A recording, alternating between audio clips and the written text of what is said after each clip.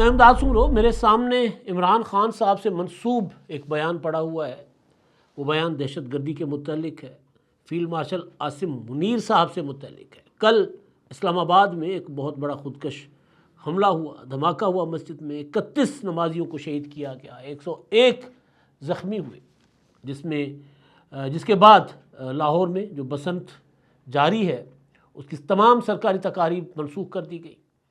कराची में जो पार्लिमानी एसोसिएशन थी कॉमनवेल्थ की, उनके एजाज़ में जो म्यूज़िकल नाइट दी गई थी वो मनसूख कर दी गई और पूरी कौम सोग में है। लेकिन जो इमरान खान साहब का बयान सामने आया है, यानी इमरान खान साहब से मंसूब, एक तो मैं उसका जायज़ा लूँगा और दूसरा क्योंकि आज हफ्ते का दिन है और कल इतवार, कल बसंत का आखिरी दिन और तहरीक इंसाफ या तहरीक तहफ़्फ़ुज़ ऐन पाकिस्तान के पास भी आखिरी दिन है।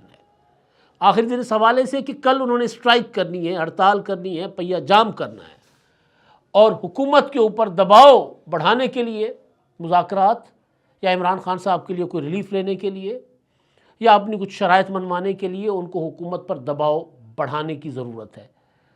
इसीलिए उन्होंने हड़ताल की कॉल दी थी। उसके पीछे लॉजिक ये थी, महमूद खान जगजी साहब और राजा नासिर अब्बास साहब ने तहरीक इंसाफ के लोगों को कहा था कि आप तो लोगों को निकालने में कामयाब नहीं हो रहे, सड़कों पर लोग आपके कहने पर नहीं आ रहे, आपके जो ओहदेदार हैं वो सड़कों पर नहीं आते, यानी पार्टी के रहनुमा, MPs, MNs, सेनेटर सड़कों पर नहीं आते, तो आम लोग कैसे सड़कों पर आएंगे। लिहाजा अब लोगों को सड़कों पर निकालने के बजाय उलट करते हैं, दूसरा तरीका इस्तेमाल करते हैं कि लोगों को कहें कि आप घरों में रहें, बस एक दिन के लिए घरों में रहें। जो रिक्शा चलाता है वो रिक्शा ना चलाए, जो दुकान चलाता है वो दुकान पे ना आए, जो कार चलाता है वो गाड़ी सड़क पर ना लेके आए, जो ट्रांसपोर्ट चलाता है पब्लिक ट्रांसपोर्ट, मुसाफिर बस, वो बाहर ना आए, जो गुड्स ट्रांसपोर्ट चलाता है, ट्रकें चलाता है, इस तरह की कोई ट्रांसपोर्ट चलाते हैं, कोई सुजुकी पिकअप वगैरह, ये वाले लोग सारे अपने अपने घरों में रहें और सड़कें वीरान हों, गलियां वीरान हों और ये एहतजाज हो। हुकूमत के लिए बड़ा मैसेज होगा और ज़ाहिर है स्ट्राइक से बड़ा पुरअमन मैसेज कोई नहीं होता कि जी मेरी दुकान है, मेरी मर्जी, मैं नहीं खोलता भाई, मैं सड़क पर आकर किसी की ज़िंदगी तो नहीं रोक रहा ना, मेरी गाड़ी मैं नहीं निकाल रहा। हाँ, पहिया जाम के लिए अगर सड़क पर आकर तहरीक इंसाफ के लोगों ने कोई हुल हंगामा करने की कोशिश की, कोई उन्होंने जलाओ घेराव की कोशिश की, कोई टायर जलाए, कोई रुकावटें खड़ी की, तो नक्शे अमन, तो वो उनके खिलाफ ज़ाहिर एक्शन होगा। लेकिन अगर लोग वॉलंटियर करते हैं, खुद ब खुद रज़ाकाराना तौर पर कहते हैं कि हमने अपनी गाड़ियाँ नहीं निकालनी, हमने अपनी दुकान नहीं खोलने, हमने अपना कारोबार कारखाने बंद रखने हैं, मजदूर कहता है कि जी मैं आज के दिन नहीं जाऊँगा फैक्ट्री में, स्ट्राइक कर रहा हूँ, तो ज़ाहिर पूरा मुल्क स्ट्राइक पे चला जाता। तो इससे बड़ा ज़्यादा मौसर कोई पैगाम और पुरअमन पैगाम कोई नहीं हो सकता। लेकिन क्या ये मुमकिन है तहरीक इंसाफ के लिए? तो मुझे नहीं लग रहा। मैं आज एक दिन है, बाकी कुछ चंद घंटे ही होंगे ना, मतलब बाकी या 24 घंटे लगा ले, तो जब कल का दिन शुरू होगा तो पता चल जाएगा, क्योंकि तैयारी कोई नहीं है तहरीक इंसाफ की। ऊपर से कुछ और मैसेजिंग हो रही है। सोहेल आफरीदी साहब का एपेक्स कमेटी के बाद एलामिया जारी करवाना, उसमें दहशतगर्दी के ख़िलाफ़ हुकूमत से, फ़ौज से हर तरह के ताउन करने का अज़म और अपने वसाइल दहशतगर्दी के ख़ात्मे के लिए इस्तेमाल करने का अज़म, तो ये सारी चीज़ें इस बात का इशारा है कि तहरीक इंसाफ के अंदर अब इमरान खान की गिरफ्त नहीं रही, क्योंकि वो अंदर बैठे हुए जेल में, कोई पैगाम नहीं आ रहा, कोई बातचीत नहीं हो रही, तो लिहाजा अब हर बंदा अपनी अपनी मर्ज़ी के मुताबिक कर रहा है फैसले। बसंत जो पहली रात थी और गुज़िश्ता रात, तो सोग में ज़्यादातर उस तरह कोई बसंत में जोशो खरोश नहीं था इस्लामाबाद के धमाके के हवाले से। लेकिन जुम्मे की रात को जैसे ही 12 बजे, तो हर छत पर लोग पतंगे लेकर खड़े हुए थे, रोशनियाँ थीं, पतंगें थीं। रात जो है, गुज़िश्ता रात जो रात अभी गुज़र रही है, इसमें लोग उस तरह पुरजोश अंदाज में नहीं निकले थे, क्योंकि ज़ाहिर है तकलीफ़ होती है 31 लोग शहीद हो जाएं, इतने ज़्यादा ज़ख्मी हो जाए, एक बहुत बड़ा हमला हो हमारे वफाकी दारुल हुकूमत पर, तो हर शहरी जो है वो उसका महसूस करता है, एहसास होता है उसको। और दूसरा ये कि जो असल जो दिन है बसंत का वो आज और कल का है। आज होगा बड़ा, यानी आज जैसे ही शाम होगी या दिन होगी तो बसंत के लिए आप देखिएगा कि लोग किस तरह निकलते हैं। तो बसंत में ये प्लान किया गया था तहरीक इंसाफ के जो थिंक टैंक्स हैं, जहन साज जो हैं उनके, यूट्यूबर्स, व्लॉगर्स और पार्टी के लीडर्स, उन्होंने इमरान खान की तस्वीर वाला गुड्डा, पतंग, कैदी नंबर 804 और इस तरह की चीज़ें कि जी हमने लिखना है अपना उस पर पतंगों पर, हमने अपना खामोश एहतजाज रिकॉर्ड करवाना है, बता देना है कि लाहौर इमरान खान का है। बेशक हुकूमत ने पाबंदियाँ लगाई, लेकिन एक एक छत पर जाकर हुकूमत पाबंदियों की खिलाफ वर्जी करने वाले को शायद ना पकड़ सकती हो।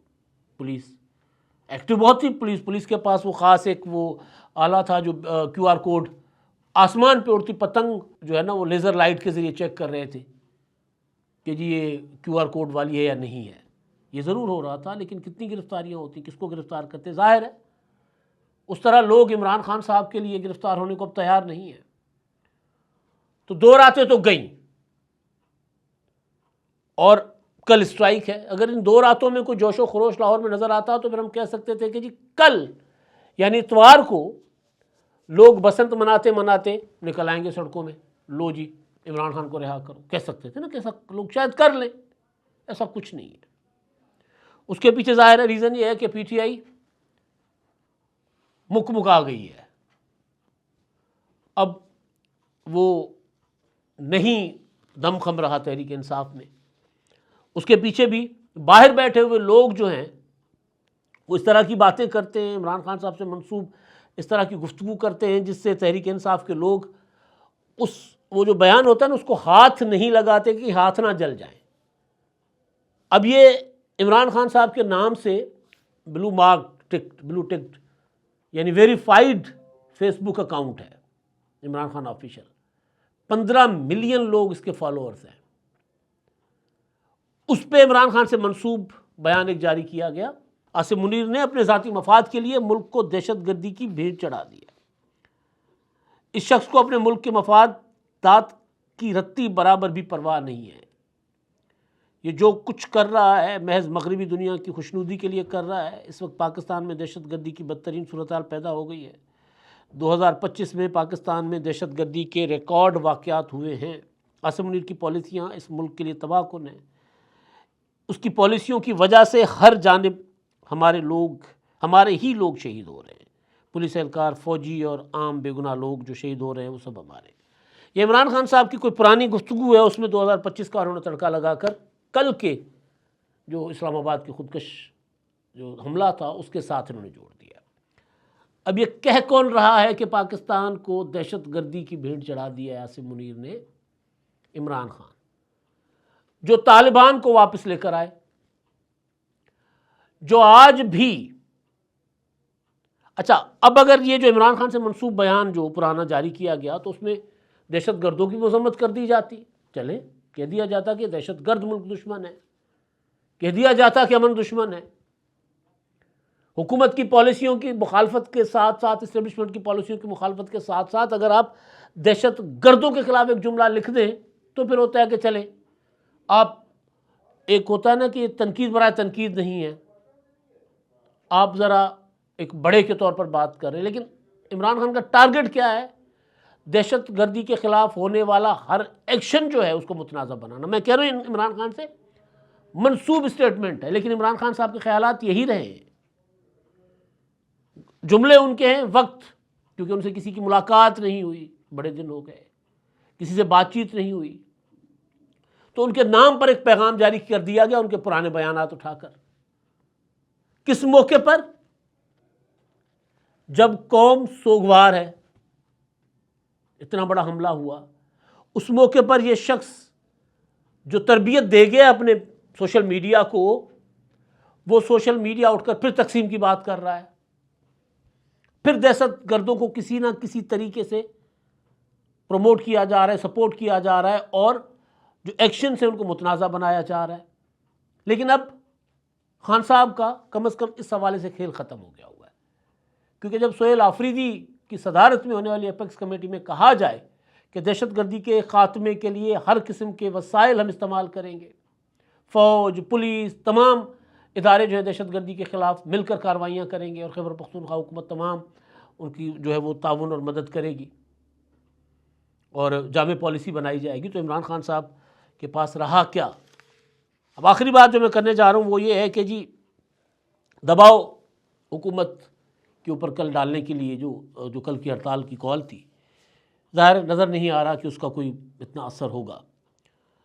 मुज़ाकरात, सोहेल आफरीदी साहब ने वज़ीर आज़म साहब से मुलाकात कर ली है।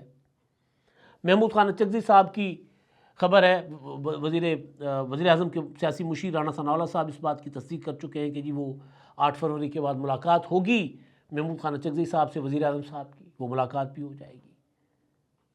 तो फिर मामलात अब मुज़ाकरात की तरफ ही बढ़ेंगे, यानी बड़ी डेवलपमेंट्स होंगी इतवार के बाद। हो सकता है चंद दिन और लग जाएं, कल के दहशतगर्द जो हमला था उसकी वजह से कोई ये जो मंसूबा था या जो हिकमत अमली थी कि कब कब क्या क्या मुलाकातें होनी है, क्या क्या करना है, उसको थोड़ा सा आगे पीछे कर लिया जाए। लेकिन होगा अब यही कि मुज़ाकरात के अलावा कोई ऑप्शन, कोई चारा नहीं है। अगर नहीं इस्तेमाल करेगी PTI या तहरीक तहफ़्फ़ुज़ आईन पाकिस्तान इस रास्ते को, तो फिर उनको कुछ भी नहीं मिलेगा, क्योंकि लोग कम अज़ कम तंग नहीं भी आए तो भी इनकी सियासत के पीछे चलने के लिए तैयार नहीं है। जो एक दूसरे के पीछे चलने को तैयार ना हो, अवाम उनके पीछे नहीं चला करते। सादा सा फार्मूला है, सादा सा उसूल है। बाकी अलीमा ख़ान, बुशरा बीबी, मिशाल यूसुफ़ज़ई, शेर अफ़ज़ल मरवत या फ़लाँ जो मर्ज़ी बात करें। एक और चीज़ जो मीडिया को कल धमाके के बाद मीडिया का किरदार रहा, वो बड़ा अफसोसनाक था कि ख़ुदकश धमाके के वक्त तो खैर वज़ीर आज़म साहब और हमारे वो जो फ़ॉरेन डेलीगेट्स आए हुए थे उनके साथ, मेहमानों के साथ वज़ीर आज़म साहब की गुफ्तगू चल रही थी। उसके बाद थोड़ी देर के लिए ख़ुदकश हमले की ख़बर आती है और उसके बाद फिर वही लाहौर से बसंत की रंग बरंग तकरीबात मुसलसल दिखाई जा रही थी, ट्रांसमिशन दिखाई जा रही थी। तो ये ज़रूर मीडिया को करना चाहिए था कि कुछ देर के लिए वो नशरियात रोक देते। नहीं रोकी गई नशरियात, जिस पर सोशल मीडिया पर मीडिया को लोग तनकीद का निशाना बना रहे हैं और बजा बना रहे हैं, जायज़ बना रहे हैं। अब तक इतना ही। अल्लाह। 999 कम्युनिकेशन, डिजिटल मीडिया और यूट्यूब चैनल्स की दुनिया में बड़ी कामयाबियां समेटने के बाद अब वेब न्यूज, वेब चैनल और यूट्यूब न्यूज चैनल की तरफ कदम बढ़ा रहा है, जिसके लिए हमें मुल्क भर में रिपोर्टर्स की जरूरत है। ख्वाहिशमंद हजरात व खवातीन नीचे दिए गए नंबर पर राब्ता करें। व्हाट्सएप +92 309 1226 999।